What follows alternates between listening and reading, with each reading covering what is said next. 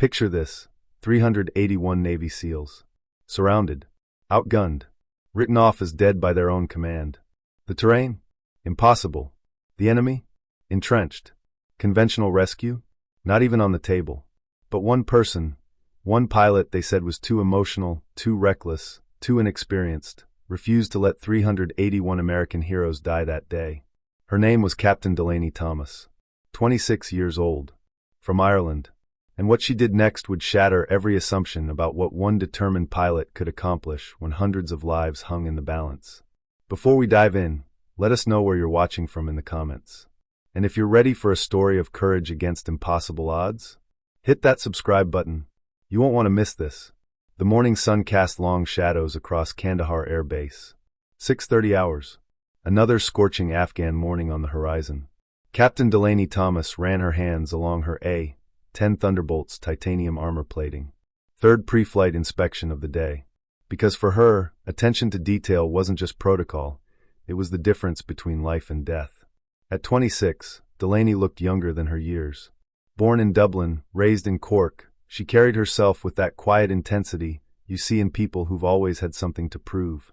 Red hair pulled back in a regulation bun, though a few rebellious strands always escaped to frame those sharp green eyes.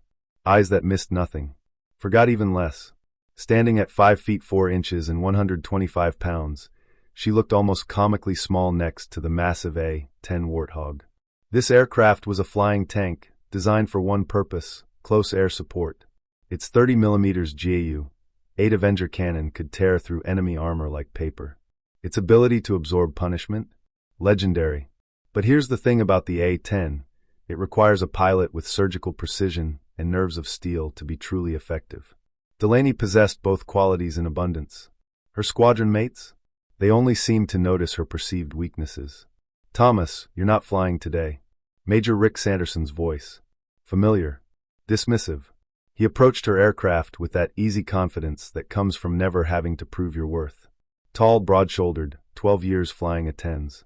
Commander of the 74th Fighter Squadron, with the kind of casual authority that broke no argument. "Sir, my bird's ready.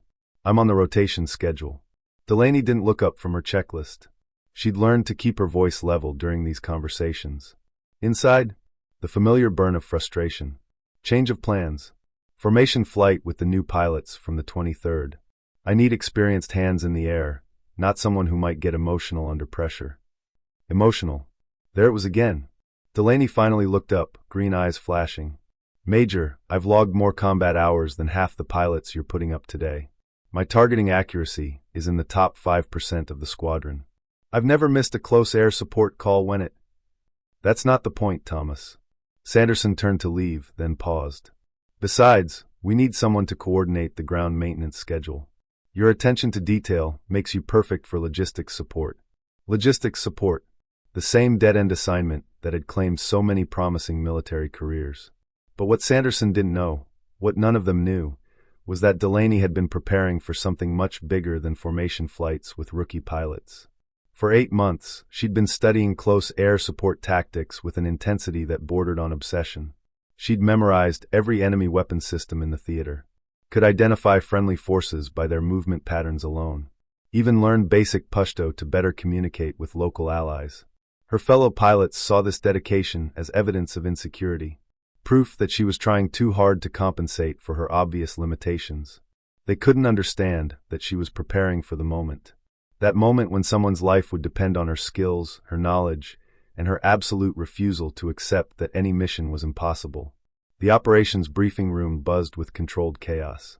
Military units preparing for combat. Delaney sat in the back row, notebook open, dutifully recording equipment assignments. Around her, the real pilots, as Major Sanderson had made clear, discussed flight plans, target priorities, tactical decisions she was apparently too emotional to handle. Captain Jake Morrison stood at the front, updating the squadron on intelligence reports. Enemy activity has increased significantly in the Korangal Valley over the past week. Coordinated movements suggest a major operation is in planning stages. Delaney's pen stopped moving.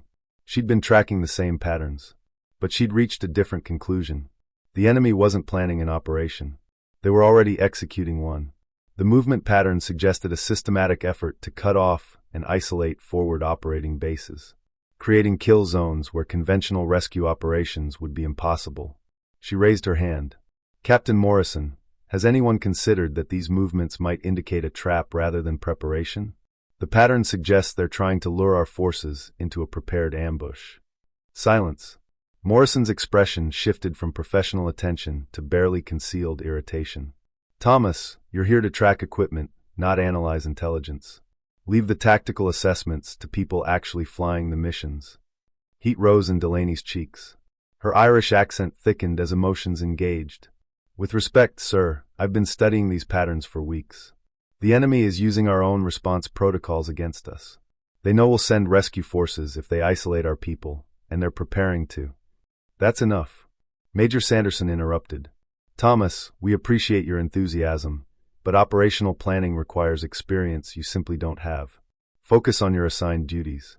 The dismissal hit like a physical blow. Around her, other pilots exchanged glances, sympathetic to amused. She caught Captain Lisa Rodriguez, one of the few other women in the squadron, looking at her with something that might have been pity. Rodriguez had survived here by never challenging the established order, by accepting her role and never pushing for more. After the briefing, they walked together toward the maintenance hangar. You know they're not going to listen to you, right? Rodriguez said quietly. I learned a long time ago, the best way to survive here is to do your job and not make waves. But what if I'm right? Delaney's voice cracked slightly. What if people are going to die because we're too stubborn to consider intelligence from someone who isn't part of the boys' club? Rodriguez stopped, turned to face her. Then they die and you move on. That's the job, Delaney. We're not here to save the world. We're here to follow orders and support the mission as defined by people who outrank us. I can't accept that. Then you're going to have a very frustrating career.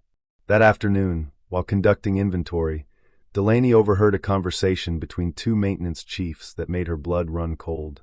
Word from command is that Special Operations has teams in some pretty hairy areas. If those boys get into trouble, we might not be able to get them out. What do you mean? The terrain, the enemy positioning, it's all wrong for conventional rescue operations. Command is basically acknowledging that some of our people might be on their own if things go sideways. Delaney felt her stomach clench. This was exactly what she'd tried to warn about. While the rest of the squadron slept, Delaney was wide awake in the flight simulator. 3 o'clock hours. The facility was officially closed, but she'd learned to bypass security protocols weeks ago, a skill picked up during electronics training at the Air Force Academy. Tonight's scenario? Her own creation. Close air support mission in mountainous terrain. Multiple friendly units pinned down by superior enemy forces. Weather conditions that would challenge even the most experienced pilots. The virtual cockpit felt as real as the aircraft sitting on the tarmac outside. Falcon Base, this is Thunderbolt 7, requesting immediate close air support. The voice through her headset, her own voice, modulated through software to create realistic radio chatter. We have 300-plus friendly personnel surrounded in Grid Square Tango 7-4. Enemy positions are danger close. We need precision strikes or we're not making it out. Delaney's hands moved with practiced precision. She'd run variations of this scenario 47 times over 3 months. Each iteration designed to push her skills beyond what any training manual required. Her targeting solutions had to be perfect. When friendlies are danger close, margin for error is measured in meters, not kilometers. The simulator's threat warning system screamed. Surface-to-air missiles locked onto her aircraft. Standard doctrine? Immediate evasive maneuvers. But Delaney had developed her own approach. Instead of breaking off the attack run, she used the A-10's superior maneuverability to thread between missile threats while maintaining target acquisition. Dangerous? Arguably reckless. But it kept her weapons trained on enemy positions threatening the surrounded friendlies. First pass eliminated the primary anti-aircraft positions. Second run targeted the enemy command post with surgical precision. By the third pass, she'd created an escape corridor wide enough for surrounded forces to break out.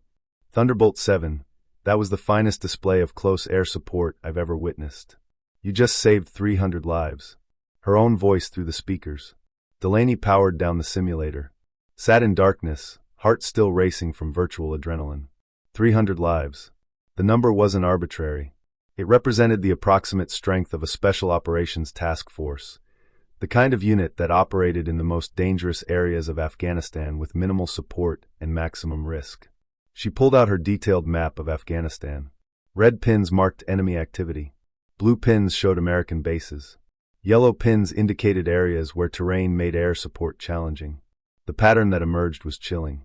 The enemy was systematically creating kill zones where American forces could be trapped and eliminated without effective air support.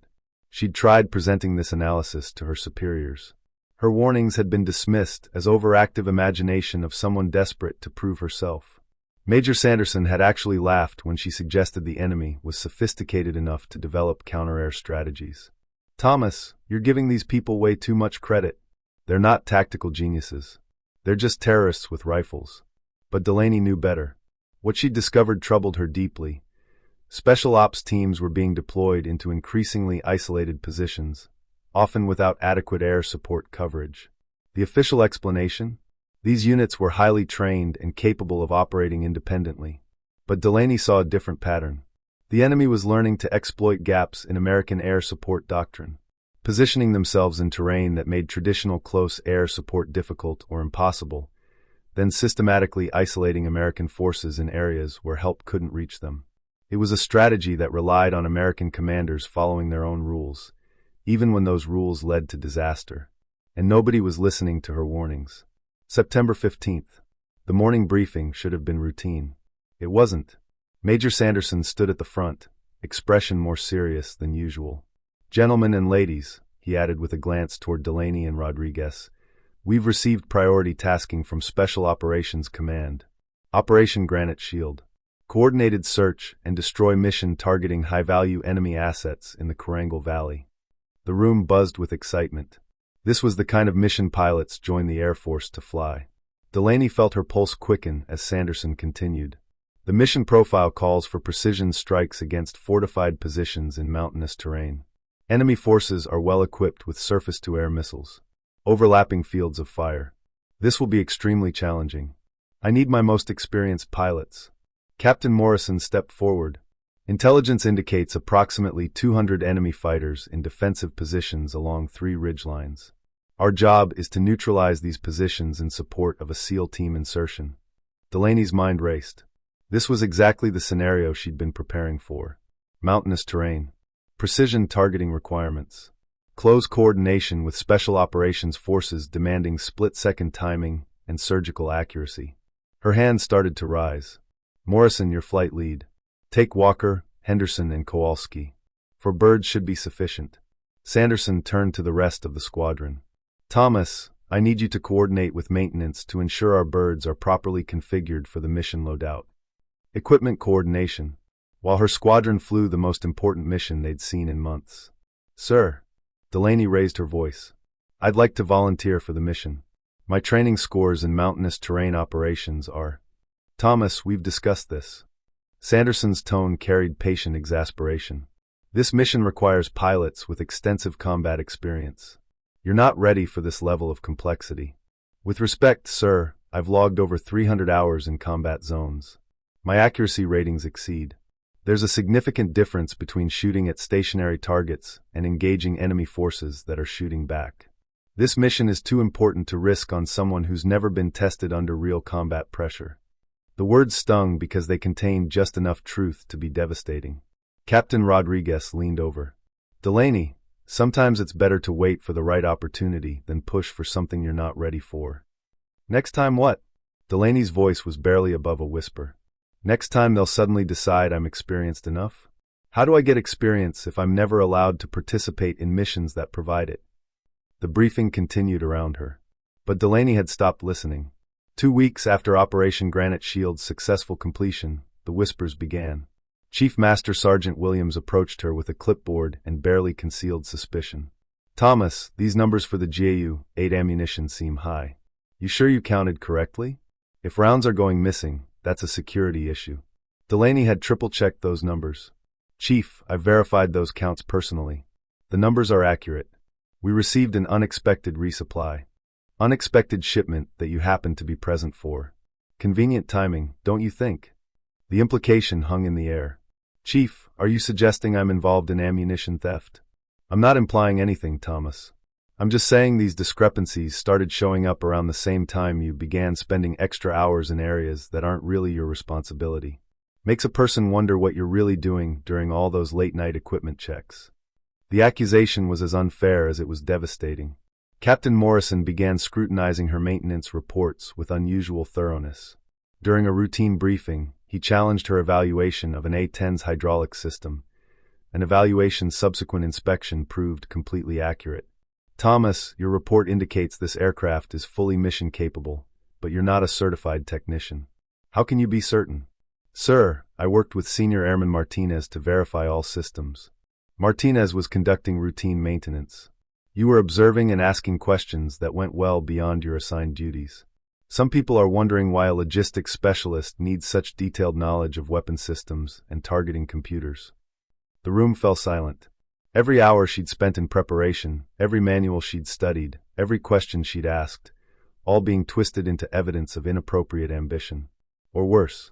Major Sanderson entered the conversation. Thomas, we've noticed you spending considerable time studying materials that fall outside your area of responsibility. Tactical manuals, terrain analysis, special operations procedures. These aren't logistics functions. The net was tightening. Sir, I'm trying to be the best soldier I can be. It means you're not focused on your actual responsibilities. We need logistics personnel who concentrate on logistics, not aspiring pilots who think they know better than their commanding officers. Aspiring pilot, not a real one. Despite her training, qualifications, demonstrated competence, she was still seen as someone playing at being a military aviator rather than actually being one. The call to Major Sanderson's office came at 1400 hours on a Tuesday afternoon. Delaney knocked exactly on time. Uniform pressed to regulation standards. Mind prepared for what she suspected would be a career-defining conversation. The office smelled of coffee and institutional authority. Enter. She stepped inside to find not just her squadron commander, but Lieutenant Colonel Sarah Hayes from the Inspector General's office and Captain Rodriguez, who couldn't meet her eyes. The arrangement of chairs suggested this was less a meeting than a formal proceeding. Sit down, Thomas. We need to discuss some concerns regarding your conduct over the past several months. Lieutenant Colonel Hayes opened a folder, Delaney's complete service record. Every efficiency report, every training score, every comment from supervisors compiled into a document that would determine her future in the Air Force. Captain Thomas, you've been exemplary in many respects. Your technical knowledge is outstanding. Your attention to detail is exceptional. Your dedication to duty is evident. The pause carried the weight of an approaching however. However, there are growing concerns about the scope of your interests and activities.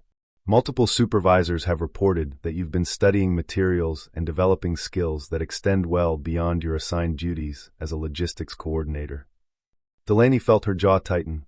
Ma'am, I believe understanding all aspects of our mission makes me a more effective officer. Your ability to do what exactly? Sanderson interrupted. Your job description doesn't include tactical analysis, mission planning, or combat operations. Your job is to ensure aircraft are properly maintained and equipped for missions that other people plan and execute. Captain Rodriguez spoke up. Delaney, we've also noticed you've been spending considerable time in the flight simulator during off-duty hours. Access logs show you've logged more simulator time than some of our active combat pilots. I'm maintaining my flight proficiency. Regulation requires. You're not on the flight rotation, Hayes said bluntly.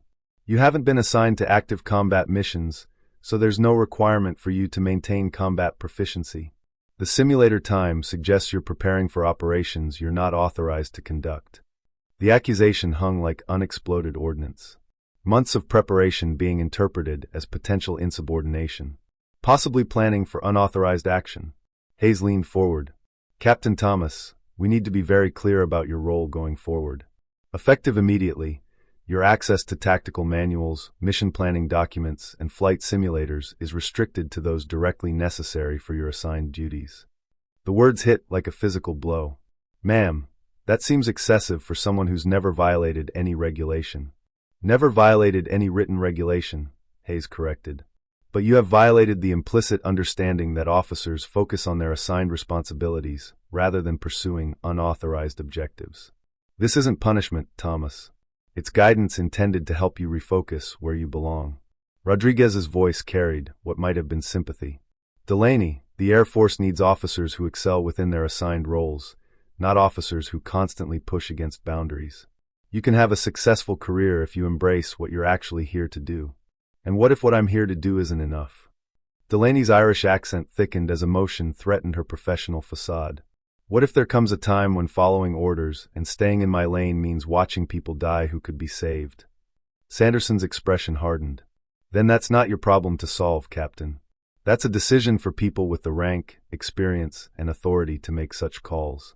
Your problem, your only problem, is ensuring aircraft are maintained according to regulations. The meeting concluded with a formal counseling statement for her permanent record. As Delaney signed the document, she realized the Air Force had just told her to stop being the pilot she'd trained to become and accept being the administrator they wanted her to be. Walking back to her quarters, she felt institutional limitations settling around her like a flight suit that didn't fit. But she also felt something else. Quiet determination. They could restrict her access to manuals and simulators, but they couldn't restrict her mind. And when the inevitable crisis came, because she was certain it would come, she would be ready to act, regardless of whether her actions fell within the narrow boundaries her superiors had drawn. The emergency klaxon shattered Kandahar Air Base at 13:47 hours on an unremarkable Thursday afternoon. Delaney dropped her clipboard and ran toward the operations center, heart already racing with months of preparation finally meeting reality. The operations center buzzed with controlled chaos. Radio operators hunched over equipment, voices sharp with urgency. "Sir, we have confirmation," Senior Airman Peterson announced. SEAL Team 7 and supporting elements are pinned down in the Korangal Valley. Initial count is 381 personnel surrounded by an estimated 800 enemy fighters. Delaney's blood turned cold. 381 American Special Operations personnel, nearly twice the size of a typical SEAL deployment. Trapped in terrain she'd studied obsessively for months. "What's the tactical situation?" Sanderson demanded. Captain Morrison stepped forward with satellite imagery. Enemy forces have established overlapping fields of fire from 3 ridgelines. Heavy machine guns, RPGs, at least 2 confirmed surface-to-air missile sites. The SEALs are in a depression at the valley floor with minimal cover and no viable extraction routes. Delaney studied the displays from her position near the back. The terrain features were exactly what she'd expected. A natural kill zone. Enemy forces maintaining superior firing positions. American forces trapped in low ground with limited maneuverability. It was the scenario she'd wargamed dozens of times in her unauthorized simulator sessions. "What about helicopter extraction?" Sanderson asked, though his tone suggested he already knew the answer. "Negative, sir," Williams replied. "Enemy SAM sites have overlapping coverage of any potential landing zones. We lost one Chinook already trying to get close. No way to get helicopters in without eliminating those missile positions first. Then we eliminate them. What's our air support capability?" Morrison consulted his display. "For F-16s inbound from Bagram. ETA 25 minutes. Problem is, enemy positions are too close to our personnel for conventional bombing runs. We need precision strikes that can eliminate threats without friendly casualties." "How close are we talking?" "Danger close doesn't begin to describe it, sir. Enemy positions are within 50 meters of our people in some areas. We need surgical strikes with zero margin for error." Delaney felt her pulse quicken. This was exactly the scenario that required the kind of precision close air support the A-10 was designed to provide. The GAU-8 cannon could deliver devastating firepower with pinpoint accuracy. Its titanium armor could survive ground fire that would destroy faster, less resilient aircraft. She stepped forward. "Sir, the A-10s could handle this mission. We have 4 aircraft on the line, fully loaded and ready for immediate deployment." Sanderson turned toward her, expression shifting from intense focus to irritation. "Thomas, you're supposed to be conducting equipment inventory, not monitoring tactical communications." "Sir, I'm qualified on the A-10 and familiar with close air support procedures. This is exactly the kind of mission that aircraft was designed for." "This mission requires pilots with extensive combat experience and proven ability to operate under extreme pressure," Morrison interjected. "We can't risk 381 lives on untested pilots." The familiar burn of dismissal. But this time, the stakes were too high to accept it quietly. "With respect, sir, who do you have available with more close air support experience than me?" "Walker's deployed to Kandahar." Henderson's on medical leave. Kowalski's aircraft is down for maintenance. The F-16s don't have the precision capability for this mission. The F-16s will have to do, Sanderson said firmly. Sir, Peterson interrupted from his station. SEAL Team 7 reports they're taking heavy casualties. They estimate they can hold their position for maybe another hour before they're overrun. The timeline had just collapsed. Whatever air support was going to save those 381 Americans would have to arrive within 60 minutes, or there would be nothing left to save. Delaney looked at the tactical display showing trapped SEALs and enemy positions surrounding them, then at her superiors' faces as they struggled with a crisis that exceeded their conventional solutions. Sir, I can get them out. The operations center fell silent except for constant radio chatter. Sanderson stared at her as if she'd just proposed something fundamentally impossible. Thomas, you're not authorized for combat operations. Those authorizations won't matter if all 381 of those SEALs are dead. Delaney's voice was steady. I know that terrain. I know the targeting solutions required. And I know I can make the shots that will save their lives. Morrison shook his head. Even if we were willing to consider it, which we're not, you'd be flying alone without backup. It's a suicide mission. Delaney looked around the operations center at faces of people who had spent months telling her she wasn't ready for real combat. Now, with 381 American lives hanging in the balance, she was the only pilot available who might be able to save them. Then it's a good thing I've been preparing for suicide missions, she said quietly. The silence stretched for an eternity before Sanderson's voice cut through like a blade. Absolutely not, Thomas. I will not authorize an unauthorized pilot to conduct a solo close air support mission against overwhelming enemy forces. It's not just suicide, it's military incompetence. Delaney felt her chest tighten as she watched 381 American lives being written off by commanders too rigid to consider unconventional solutions. Sir, what other options do we have? The F-16s can't provide the precision required. The helicopters can't penetrate air defenses. Every minute we delay means more casualties. Morrison stepped forward, expression mixing frustration and condescension. Thomas, you're thinking like someone who's watched too many movies. This isn't about heroics. It's about realistic tactical capabilities. You're a logistics officer with minimal combat experience attempting to tackle a mission that would challenge our most seasoned pilots. I have over 400 hours in the A-10. 400 hours of training flights and simulator time, Morrison interrupted.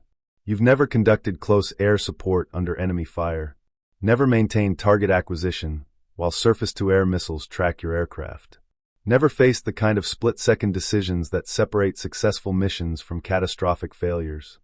Lieutenant Colonel Hayes finally spoke.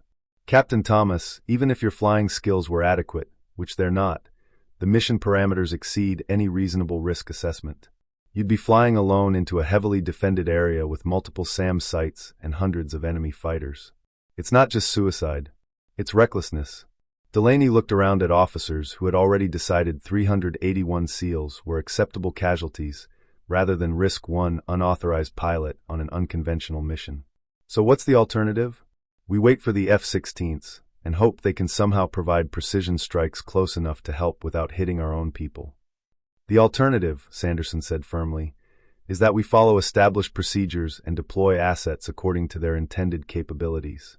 But not for close air support in mountainous terrain against danger-close targets, Delaney pressed. The F-16 wasn't designed for that mission profile. The A-10 was. The A-10 was designed for experienced pilots operating as part of coordinated air support packages, not solo missions by officers who've never seen actual combat. Peterson's voice crackled across the operations center. Sir, SEAL Team 7 reports enemy forces are advancing on their position. They're requesting immediate air support or emergency extraction. The urgency seemed to crystallize something in Sanderson's expression. He turned to Morrison. Get me a direct line to the F-16 flight lead. I want precision coordinates for every enemy position and a detailed strike plan that minimizes risk to our personnel. Sir, the F-16 flight leader reports they can engage targets at least 100 meters from friendly positions. Anything closer exceeds their precision capabilities. Delaney felt her stomach drop. Most enemy positions were within 50 meters of the trapped SEALs. The F-16s could eliminate some threats, but they couldn't create the escape corridor that would allow 381 people to break out. So they engage what they can, Sanderson said. Maybe if we eliminate some enemy positions, the SEALs can maneuver to more defensible terrain. Sir, Delaney said, voice carrying quiet intensity, that won't work. The terrain doesn't allow for tactical movement. The SEALs are trapped in a natural depression with enemy forces controlling all high ground. Unless we eliminate positions that are danger close to our people, they're going to be overrun. Hayes looked at her with something that might have been pity. Captain, you're describing a mission that requires capabilities you simply don't possess. Close air support at danger-close ranges demands experience that comes from years of combat operations, not months of simulator training. It demands precision and knowledge of terrain, both of which I have. You have theoretical knowledge, Morrison corrected. You've never applied that knowledge while enemy forces are trying to kill you.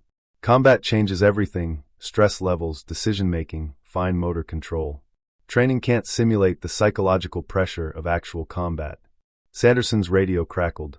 Kandahar Base, this is Viper 1. We're 15 minutes out, but I need to confirm, are we authorized to engage targets within 100 meters of friendly forces? Because from satellite, that's where most enemy positions are located. Sanderson closed his eyes. Viper 1 negative. Maintain minimum safe distance from friendly positions. We cannot risk fratricide. Delaney watched as the last realistic chance to save 381 Americans disappeared into rigid adherence to procedures that prioritized avoiding mistakes over achieving victory. She looked at the tactical display one more time, memorizing positions of enemy forces and friendly personnel, calculating targeting solutions that could create an escape route if anyone was willing to attempt them. Sir, she said quietly, I formally request permission to attempt the close air support mission. Request denied, Sanderson replied without hesitation. Captain Thomas, you are ordered to return to your assigned duties and leave tactical operations to qualified personnel. As Delaney turned to leave, she heard Peterson's voice. Sir, SEAL Team 7 reports they're down to less than 30 minutes of ammunition. They're requesting any available support before they're completely overrun. 30 minutes. That's how long 381 American warriors had left before their position was overrun. And the only pilot who might be able to save them was ordered to return to counting spare parts. Delaney stood outside the operations center for exactly 30 seconds, listening to urgent radio chatter bleeding through the partially open door. Inside, Sanderson was coordinating with incoming F-16s, while Peterson provided increasingly desperate updates from SEAL Team 7. The mathematics were brutally simple. 381 American Special Operations personnel had less than 30 minutes before being overrun, and the only air support authorized to help them couldn't engage the targets that mattered most. She thought about Rodriguez's words from weeks earlier. You follow orders, you trust the system, and you don't try to be the hero in someone else's story. The advice made sense from a career perspective, from the standpoint of someone who wanted to survive and eventually thrive within the military's institutional framework. But standing there, listening to American warriors face annihilation while bureaucratic procedures prevented effective action, Delaney realized that some moments transcended career considerations. Walking quickly toward her quarters, she mentally calculated the time required for her next actions.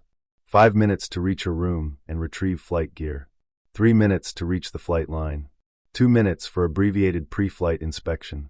The A-10, designated as Aircraft 297, had been fully fueled and armed that morning for a training mission canceled due to weather. In 10 minutes, she could be airborne heading toward the Korangal Valley. In 10 minutes, she could also be committing career suicide and violating every regulation that governed military aviation operations. Her hands shook slightly as she opened her equipment locker and began pulling on her flight suit. The familiar routine of preparing for flight should have been calming, but the magnitude of what she was about to attempt made every movement feel charged with significance. She was crossing a line that couldn't be uncrossed, making a decision that would define the rest of her life regardless of outcome. The letter to her sister was still tucked into her personal gear from months earlier. She pulled it out and added a brief postscript. If you're reading this, it means I chose to act when action was needed, regardless of consequences. 381 American heroes are trapped and dying while people who should help them debate procedures and authorization. I cannot stand by and watch good people die when I might be able to save them. I love you, Delaney. She sealed the letter and left it on her pillow where it would be found if she didn't return. Then she shouldered her survival gear and headed toward the flight line. each step taking her further from the safety of obedience and closer to the uncertainty of unauthorized action. Aircraft 297 sat on the tarmac like a predator waiting for release. The A-10 Thunderbolt II was not beautiful by conventional standards. Too angular, too utilitarian, too obviously designed for violence rather than elegance. But to Delaney, it represented the perfect fusion of precision and power. A machine capable of delivering devastating firepower with surgical accuracy when operated by someone who understood its capabilities. Her pre-flight inspection was thorough but rapid. Oil levels, hydraulic pressure, ammunition load, targeting system functionality. Every critical system checked and verified in less than 2 minutes. The aircraft carried a full load of 30mm ammunition for its Ju-8 cannon, plus Maverick missiles and rocket pods that would give her multiple options for engaging different target types. As she climbed into the cockpit, her radio crackled with ongoing coordination between base operations and the F-16 flight. Viper 1, be advised that friendly forces are marked with infrared strobes. Maintain minimum engagement distance of 100 meters from any strobe signature. Copy, Kandahar Base. Understand minimum engagement distance, 100 meters from friendlies. Be advised, most enemy positions appear to be within that minimum distance. The conversation confirmed what Delaney already knew. The F-16s would engage some enemy positions, but they couldn't eliminate the threats actually killing the trapped SEALs. Their precision-guided munitions were accurate for targets safely separated from friendly forces, but they lacked the surgical precision required for danger-close engagements. Engine startup procedures flowed through muscle memory as Delaney brought aircraft 297 to life. The twin turbofan engines spooled up with their characteristic whine. Aircraft systems began automatic checks and calibrations. In 90 seconds, she would be ready for takeoff. In 15 minutes, she would be over the Korangal Valley, ready to attempt the most challenging close air support mission of her career. She switched her radio to the frequency used by SEAL Team 7 and listened to their tactical communications. The voice of their team leader was calm despite the desperate situation. "Control, this is Trident Actual. We're down to 15 minutes of ammunition and taking casualties. Whatever air support you can provide, we need it now." 15 minutes of ammunition. Less than her flight time to the target area. By the time she arrived over the valley, the SEALs might already be overrun. Their position silent except for the radio calls of enemy forces claiming victory. She keyed her radio to transmit on the emergency frequency monitored by all American forces in the region. Any station, any station. This is Thunderbolt 7 departing Kandahar for close air support mission in the Korangal Valley. If anyone copies this transmission, be advised that 381 American heroes are about to die unless someone is willing to break some rules to save them. She released the transmit key, taxied toward the runway, and prepared to find out whether her months of unauthorized preparation had been enough to attempt the impossible. Aircraft 297 lifted off from Kandahar Air Base at 14:23 hours with the kind of smooth authority that came from perfect weather conditions and a pilot whose nerves had transformed fear into focused determination. Delaney climbed to 15,000 feet and set course for the Korangal Valley. Hands steady on the controls despite the magnitude of what she was attempting. Behind her, she left a base that didn't yet know one of its pilots had just committed the most significant act of military insubordination in recent memory. The flight to the valley took 12 minutes, during which Delaney monitored increasingly desperate radio traffic from SEAL Team 7. Their ammunition was running critically low. Enemy forces were advancing from multiple directions. The F-16s had arrived and were engaging targets on the outer perimeter, but their minimum engagement distance kept them from eliminating the threats that posed the most immediate danger. "Control, this is Trident Actual." The SEAL team leader's professional calm was beginning to crack. "We need close air support on Grid Square Lima 742 immediately. Enemy positions are within 50 meters of our location and advancing." "Trident Actual, this is Viper 1. The F-16 flight lead replied. "I have visual on the target area, but enemy positions are too close to your location for precision strikes. I cannot engage without significant risk of fratricide." Delaney keyed her radio, knowing her transmission would be heard by every American unit in the theater. "Trident Actual, this is Thunderbolt 7. I'm inbound to your location with close air support. Mark your position with infrared strobes and be prepared to designate enemy targets." The radio silence that followed lasted perhaps 3 seconds. But it felt like an eternity. Then the SEAL team leader's voice returned, tinged with disbelief and hope. Thunderbolt 7, confirm you're authorized for danger close engagement? Trident Actual, I'm authorized to save American lives by any means necessary. Designate your targets. As the Korangal Valley came into view below her aircraft, Delaney could see the tactical situation with perfect clarity. The SEALs were trapped in a natural depression surrounded by rocky outcroppings that provided excellent firing positions for enemy forces. Muzzle flashes marked enemy positions along 3 ridgelines, creating a crossfire that had turned the valley floor into a killing zone. Her first pass would be critical. She needed to eliminate enough enemy positions to disrupt their coordinated attack, while avoiding any shots that might endanger the trapped Americans. The margin for error was measured in meters, not the hundreds of yards that characterized normal close air support operations. Thunderbolt 7, this is Kandahar Base. Major Sanderson's voice crackled through her headset, sharp with authority and barely controlled anger. You are ordered to return to base immediately. You are not authorized for this mission. Delaney switched off her radio's reception of the command frequency, maintaining only the tactical frequencies that would allow her to coordinate with the SEALs. She'd known this moment would come, when her unauthorized action would be discovered and officially condemned. But 381 American warriors didn't have time for her to debate authorization with officers who had already decided those lives were acceptable losses. Trident Actual, I'm beginning my attack run. Maintain your infrared strobes and stay low. Delaney rolled into a steep dive that brought her aircraft screaming toward the valley floor at a speed that would have been considered reckless under normal circumstances. But these weren't normal circumstances, and conventional tactics weren't going to save the people depending on her. Her first target was a heavy machine gun position on the eastern ridge that had been pouring fire into the SEAL position for the past hour.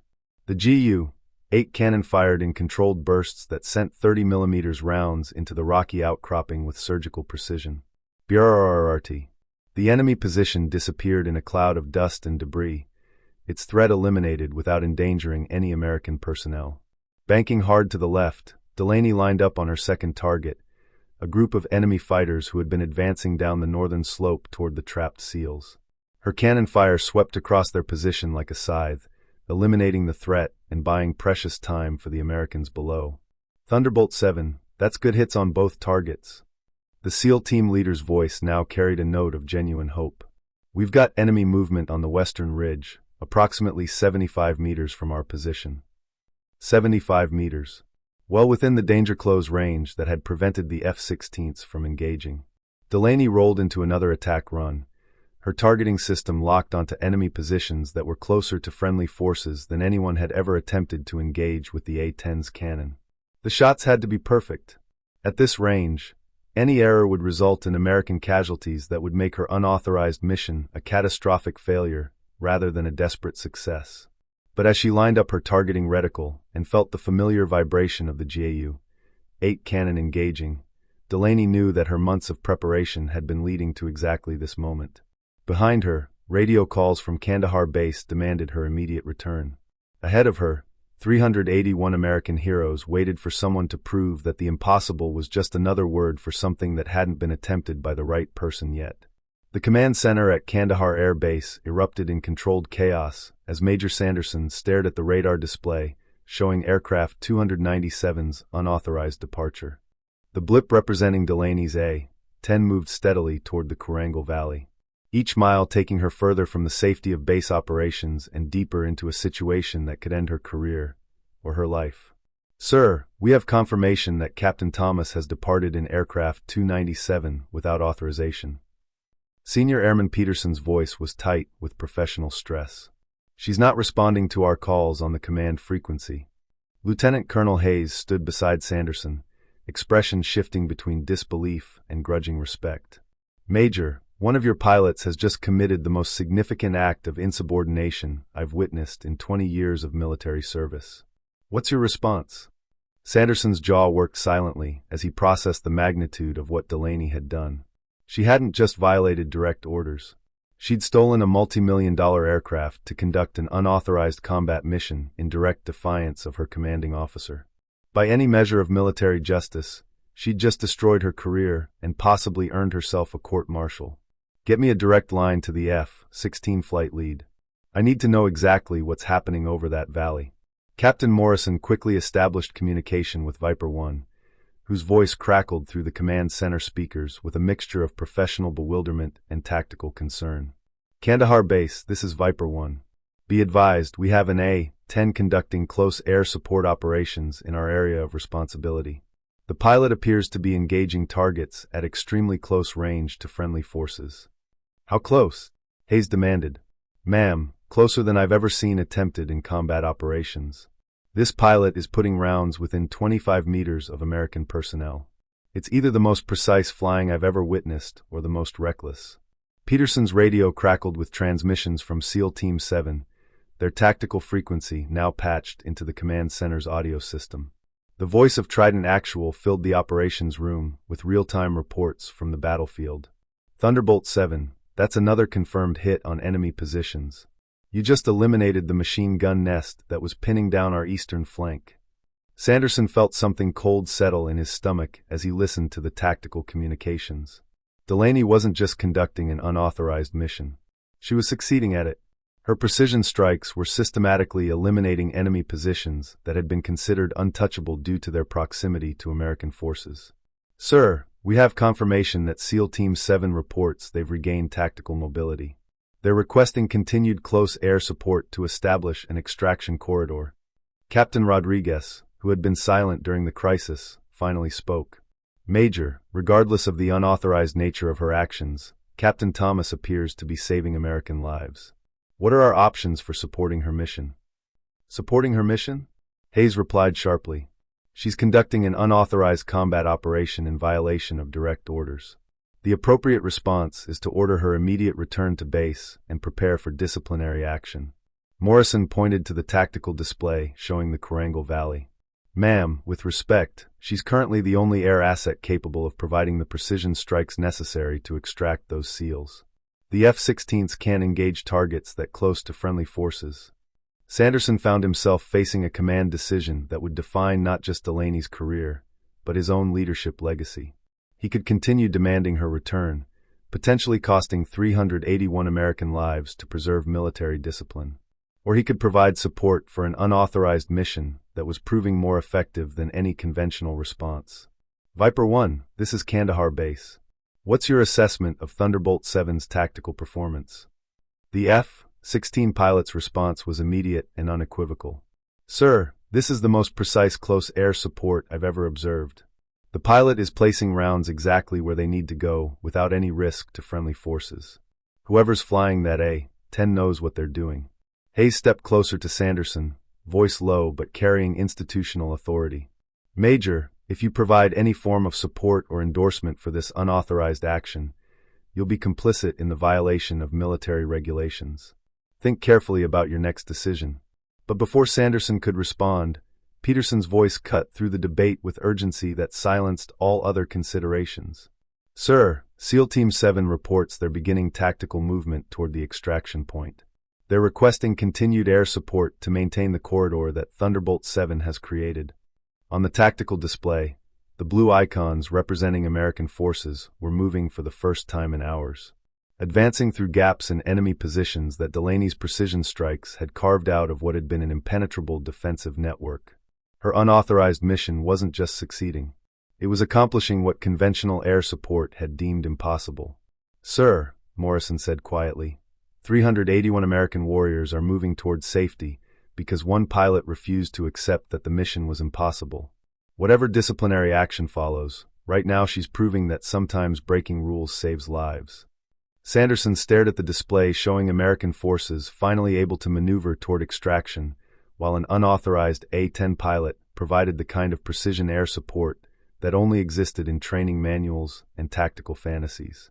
In 12 minutes, Delaney Thomas had accomplished more than hours of conventional air support operations. Now he had to decide whether to support her success or condemn her insubordination. He took a deep breath. Peterson, patch me through to Thunderbolt 7 on tactical frequency. Over the Korangal Valley, Delaney was operating in what pilots call the zone, that state of hyper-awareness where training, instinct, and necessity merge into something transcendent. Her third attack, run, eliminated a mortar position on the southern ridge. Fourth pass took out enemy reinforcements attempting to close the gap she'd created in their defensive line. Thunderbolt 7, this is Trident Actual. The SEAL team leader's voice carried renewed energy. You've created a corridor along the northern approach. We're moving 381 personnel through that gap. We need you to keep it open for approximately 12 minutes. 12 minutes. She had enough ammunition for maybe 15 minutes of sustained engagement.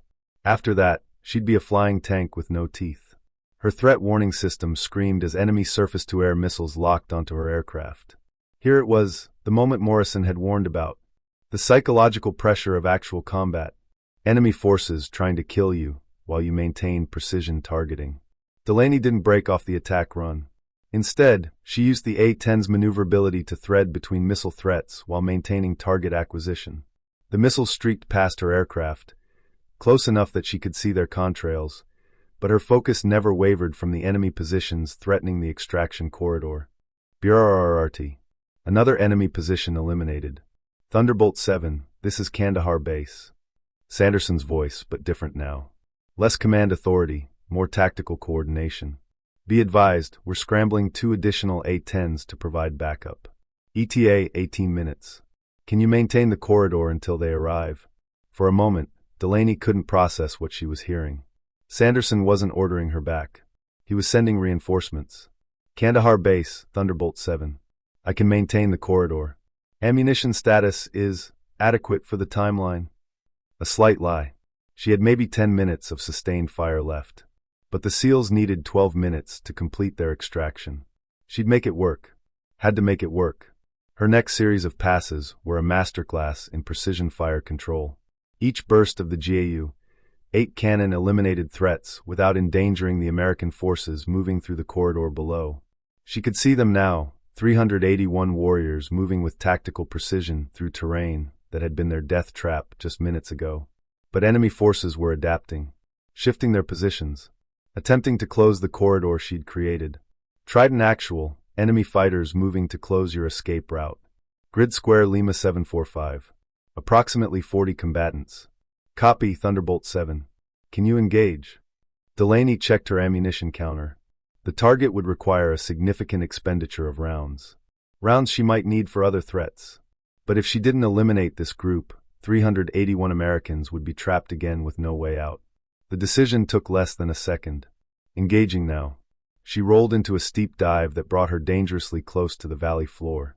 Her targeting system locked onto the enemy formation, attempting to block the extraction route.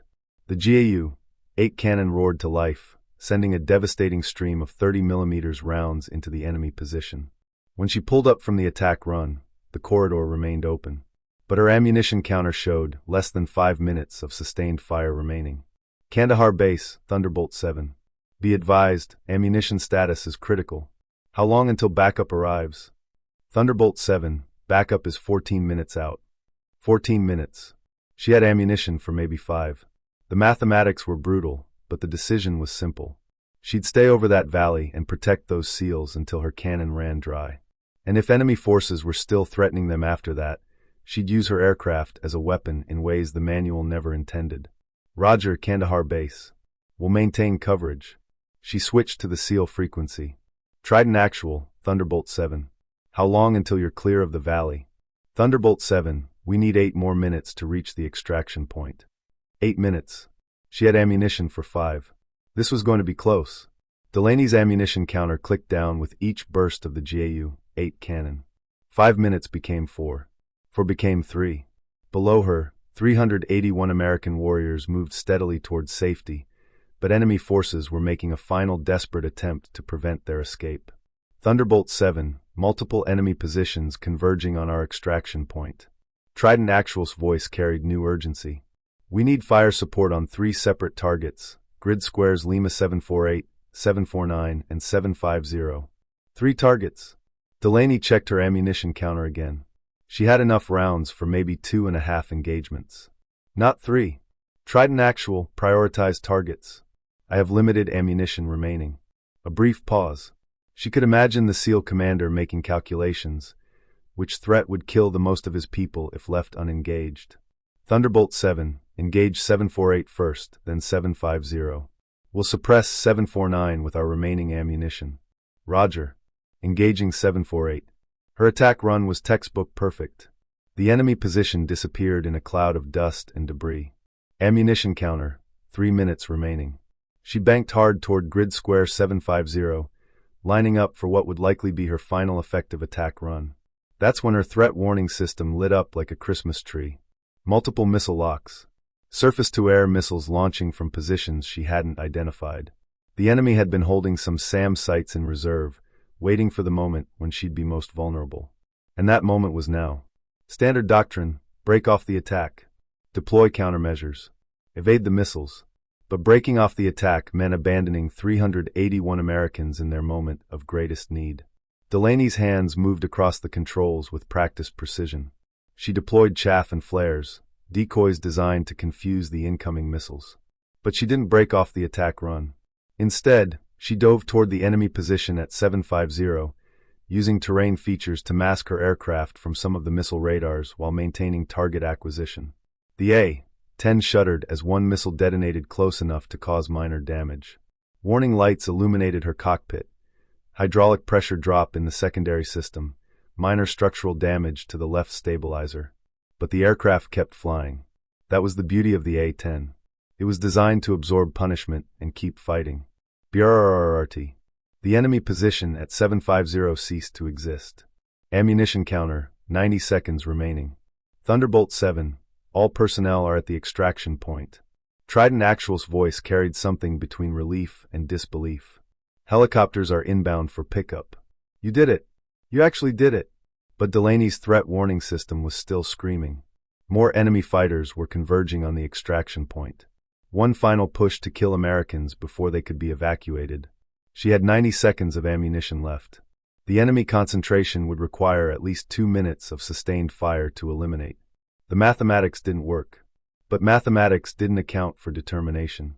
Kandahar Base, Thunderbolt 7. What's the ETA on those backup A-10s? Thunderbolt 7, backup is 6 minutes out. 6 minutes. The extraction helicopters would be loading personnel for at least 4 of those minutes. They'd be vulnerable the entire time. She had 90 seconds of ammunition to protect them for 6 minutes. Unless, an idea formed in her mind. Reckless. Possibly suicidal. Definitely not in any training manual. But it might work. Trident Actual, Thunderbolt 7. Keep your heads down. I'm going to try something unconventional. Thunderbolt 7, we're all ears for unconventional at this point. Delaney climbed to 5,000 feet, gaining altitude and energy. Then she pointed her aircraft directly at the enemy concentration, threatening the extraction point. And she dove. Not an attack dive with pull-up calculated for safety margins. A terminal dive, accelerating to speeds that pushed the A-10 to its structural limits. Her ammunition counter clicked down as she fired controlled bursts to eliminate the most immediate threats. 60 seconds. 30 seconds. 15 seconds. The GAU-8 cannon fell silent. Ammunition exhausted. But Delaney didn't pull up.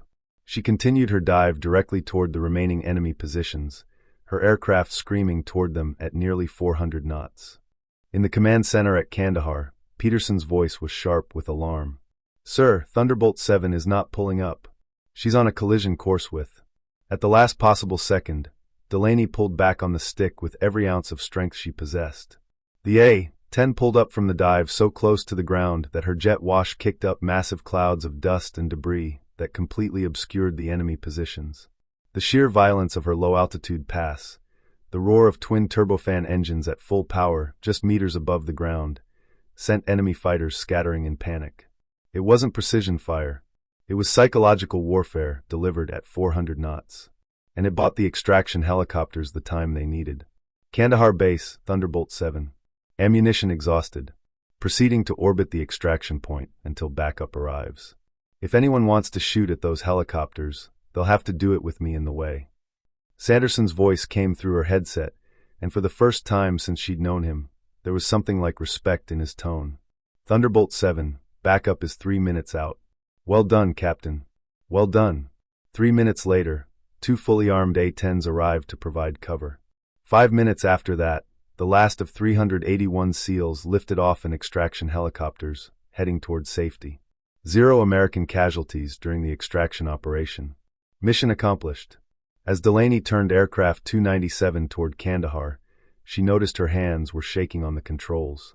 The adrenaline that had sustained her through the mission was draining away, leaving exhaustion in its wake. She'd done it. She'd saved them. But as Kandahar Air Base appeared on the horizon, a new question emerged. What happens to a pilot who breaks every rule to save 381 lives? She was about to find out. The landing at Kandahar Air Base 43 minutes later was unlike any Delaney had ever experienced. As aircraft 297 touched down on the runway, she could see crowds of personnel lining the taxiways. Not the disciplinary committee she'd expected, but hundreds of airmen, soldiers, and support staff who had been monitoring her unauthorized mission through radio communications and satellite feeds. The applause began before she'd even shut down her engines. It started with a few maintenance crew members and spread through the gathered crowd like wildfire, building into the kind of sustained ovation that military personnel reserved for acts of extraordinary heroism. Delaney sat in her cockpit for a moment, overwhelmed by the realization that her career-ending act of insubordination had somehow transformed into something entirely different. Major Sanderson was waiting at the bottom of her aircraft's ladder, expression unreadable in the afternoon sunlight. Behind him stood Lieutenant Colonel Hayes, Captain Morrison, and what appeared to be half the base's senior staff. Delaney had expected immediate arrest, possibly court-martial proceedings. What she found instead was a commanding officer struggling to reconcile military discipline with undeniable results. Captain Thomas. Sanderson's voice carried across the tarmac with formal authority. You departed this base without authorization, conducted combat operations in violation of direct orders, and engaged enemy forces at ranges that exceeded all established safety protocols. Delaney stood at attention, prepared for whatever consequences her actions had earned. Yes, sir. I accept full responsibility for my unauthorized actions. Your unauthorized actions, Sanderson continued, resulted in the successful extraction of 381 American Special Operations personnel who would otherwise have been killed or captured by enemy forces. SEAL Team 7 reports 0 friendly casualties during the extraction operation. He paused, and something shifted in his expression. Captain Thomas, military discipline exists to maintain order and ensure effective operations. But military discipline that results in unnecessary loss of American lives isn't discipline. It's inflexibility masquerading as leadership. He extended his hand. On behalf of every warrior you saved today, thank you. The applause from the assembled personnel grew louder. Lieutenant Colonel Hayes stepped forward, her earlier disapproval replaced by something more complex. Captain, what you did today violated approximately 17 different regulations. I should be preparing court-martial paperwork right now. She paused. But you also demonstrated capabilities that challenge our current operational framework. I'll be recommending a full review of our close air support doctrines and training protocols. Clearly, we've been underestimating what's possible when pilots with your level of preparation and determination are given the opportunity to perform.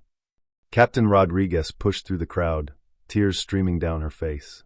I told you to stay in your lane, she said. I told you to follow the rules. I was wrong. You just proved that sometimes the system needs people willing to break the rules for the right reasons. As the crowd began to disperse, Delaney was escorted to a debriefing room where intelligence officers, tactical analysts, and senior commanders waited to understand exactly how she'd accomplished the impossible. For the next 6 hours, she walked them through every decision, every targeting solution, every split-second calculation that had turned a suicide mission into a successful extraction. They recorded everything. Every technique she developed during those unauthorized simulator sessions. Every terrain analysis method she'd refined. Every unconventional tactic she'd employed when conventional approaches weren't sufficient. What Delaney had thought would be evidence for a court-martial became the foundation for a revolution in close air support doctrine. Captain Delaney Thomas stood in the same briefing room where she'd once been relegated to equipment inventory duties. But everything had changed. The patch on her shoulder now read CAS Development Program. And when she spoke, rooms full of experienced pilots listened with the kind of attention reserved for genuine experts. The key to precision close air support is understanding that technology serves technique, not the other way around, she told the assembled group of pilots from multiple services. The A-10's targeting systems are excellent, but they're only as effective as the pilot's ability to read terrain, assess friendly positions, and maintain situational awareness under extreme stress. The audience included some of the same officers who had once dismissed her suggestions as inappropriate ambition. Now they took notes on her presentations and requested individual instruction on the targeting techniques she'd developed. After the briefing, Colonel Harrison approached her with the kind of smile that suggested new opportunities. "Captain, we've received requests from 3 different commands for your expertise. It seems that saving 381 lives has a way of changing how people view your qualifications." Delaney looked around the briefing room at the faces of pilots who had once seen her as too small, too emotional, too inexperienced to matter. Now they saw her as someone who had proven that conventional limitations existed only until someone was willing to exceed them. That evening, she sat in her quarters reading letters from some of the SEALs she'd saved that day. Letters from warriors thanking her for giving them another chance to see their families. Letters from commanders acknowledging that her unauthorized action had saved lives that official channels had written off as acceptable losses. One letter stood out from the rest. "Captain Thomas, I was the commander of SEAL Team 7 that day in the Korangal Valley. I've been in special operations for 15 years, and I've never seen anything like what you accomplished. You were told you weren't experienced enough. You were told you weren't ready. You were told the mission was impossible. You saved 381 lives by refusing to accept what you were told. That's not just courage. That's leadership in its purest form. Thank you for not giving up on us when everyone else had. Commander James Mitchell, Trident Actual." Delaney folded the letter carefully and placed it with the others. She thought about the path that had led her here. The dismissals, the doubts, the bureaucratic obstacles, the institutional resistance, and she thought about the moment she decided that following rules mattered less than saving lives. Had she been right to disobey orders? The question had no simple answer. Military discipline existed for important reasons. Chain of command prevented chaos. Following procedures ensured coordinated operations. But rigid adherence to rules without consideration of circumstances could be just as dangerous as reckless disregard for them. She'd crossed a line that day. A line between obedience and judgment. Between following orders and doing what she believed was right. The military had decided to celebrate her crossing of that line rather than condemn it. But she knew the truth. She'd gotten lucky. Lucky that her unauthorized mission succeeded. Lucky that her months of preparation had been adequate to the challenge. Lucky that her commanding officer had chosen to support her mission rather than maintain discipline. If any of those factors had been different, she'd be facing court-martial instead of teaching other pilots. But 381 American warriors were alive because she'd been willing to take that risk. And in the end, that was what mattered most. The Irish pilot who had been deemed unfit for real combat missions had become the instructor teaching others how to accomplish the impossible. Sometimes the system is wrong about what people can achieve when they refuse to accept artificial boundaries. And sometimes proving the system wrong means saving 381 lives in the process. Captain Delaney Thomas, the 26-year-old from Ireland, who everyone said was too emotional, too reckless, too inexperienced, she'd proven that determination, preparation, and refusal to accept the impossible could overcome any institutional barrier. She'd also proven something even more important, that courage isn't about never being afraid. It's about acting despite fear when lives depend on it. So what do you think? Would you have made the same choice Delaney did? Would you have risked your career, your life, to save 381 people when everyone in authority told you it was impossible? Let us know in the comments. And if this story moved you, if it made you think about what real leadership looks like, hit that subscribe button. Turn on notifications. Because we've got more stories like this, stories about ordinary people doing extraordinary things when the moment demands it. Up next, you've got 2 more incredible stories right on your screen. Stories about courage, determination, and people who refused to accept that the impossible was impossible. Thanks for watching. And remember, sometimes the rules are wrong. Sometimes the system needs someone brave enough to break it for the right reasons. Sometimes it takes someone who everyone underestimated to accomplish what everyone else thought was impossible.